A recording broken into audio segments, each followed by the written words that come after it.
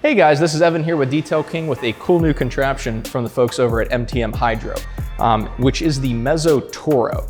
Now what the Mezzo Toro allows you to do, as you can see here, is attach two foam cannons to the same pressure washer lance. These are excellent tools for doing touchless washing or multi-stage washing. And for those of you who don't know what that is, it can be a great way to do quick fleet maintenance, or is also popular in the trucking industry, as it can take a really long time just to do a simple hand wash on a large piece of equipment. So what this apparatus allows us to do is use a low pH soap and a high pH soap to first shock the road grime and dirt with a low pH solution, and then we're immediately going to be able to neutralize that with the high pH solution.